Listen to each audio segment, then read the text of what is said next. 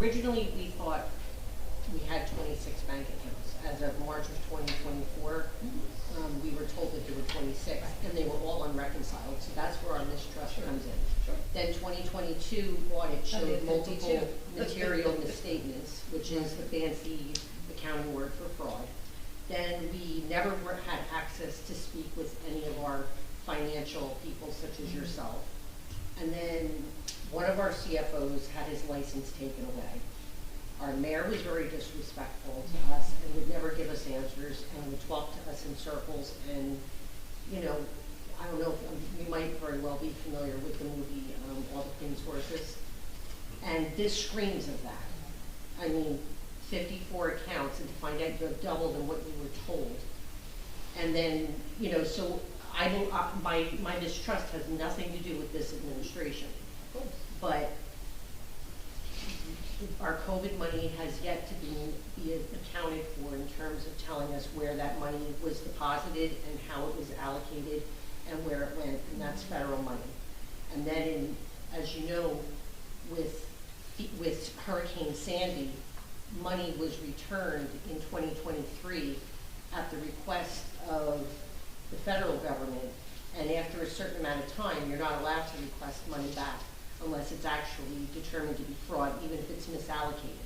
So, well, I can't answer to anything except for the Hurricane Superstorm Sandy, because what happened, just from working in a previous town and having a similar situation where FEMA came out and they were handing money out like, you know, Halloween candy.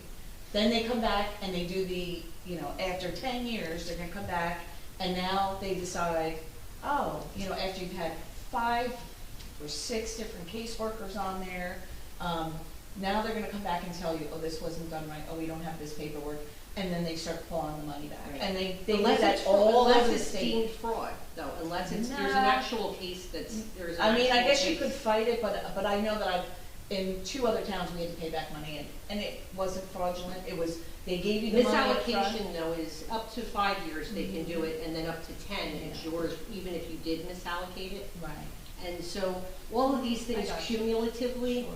create a great sense of mistrust. I totally understand. And that's why we feel the way we do. And so that's why I'm asking, even though we're closing these other accounts, and that one account, I know you indicated that you're going and asking for retroactive bank statements for, can we find out and look at the activity of the other accounts as well, the past activity, even if there is zero balance? We don't know, you know, I mean, I haven't minced my words. I really, since July of 2023, I came here and said I feel like there was RICO crimes going on and that there's major fraud and there was a criminal syndicate at work in our borough. And based on that, all of these things on face value do add up to and give the appearance and lend to that being true. Our simple answer is, first of all, we've requested 26 different accounts, 4 years of statements. That's what I wasn't sure if you were asking about that one or all of them, and that's what I wanted clarity on. So we'll go back to before the money was removed from those accounts. No one at all among us, the administration, our CFO, no one's suggesting there's fraud of any kind, but there's a lot of money that's moved around that we would like to understand how it was moved. So we are beginning that process of reviewing that. And one final thing, so the bank reconciliations that I guess probably weren't, in order for them for the financial statement to be completed for this year, for the audits to, those bank reconciliations, although we still need to see the bank recs because I don't know where those records are, and certainly we have to do the analysis to figure out what happened and when, but the bank reconciliations, to my knowledge, are completed through December of 2024 at this point.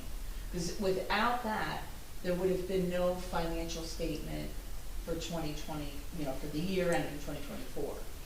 I can tell you that me coming on, you know, a few weeks ago, they need to be done, you know, and then the rule of thumb is that you do them every Even month. if you have to go backwards. I'm gonna have to start from January and work my way forward, which is part of the problem is going to be also with you know, the outstanding statements, so But that's Janet- where we are. I appreciate it. 25 of those reconciliations should be pretty quick.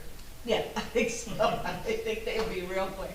I appreciate it, and thank you for your diligence and, you know, pointing these things out and your transparency to come and let us know, like, what's going on, because that puts us at ease and calms us, because when something may not have been going on, but the appearance of how we were treated is what makes you feel like, well, what's somebody hiding if they don't want to answer questions? So I I chose- thank you for that. I chose to share this particular information about PNC Bank, you know, as part of being transparent, but really just to educate our residents that a cleanup is underway, not in any way to suggest there's fraud. I mean, we're cleaning up, we're gonna understand what happened. In the future, once you get everything, We're all the looking at pieces everything, together. yeah, 4 years back. It's too soon, I guess, and I appreciate it.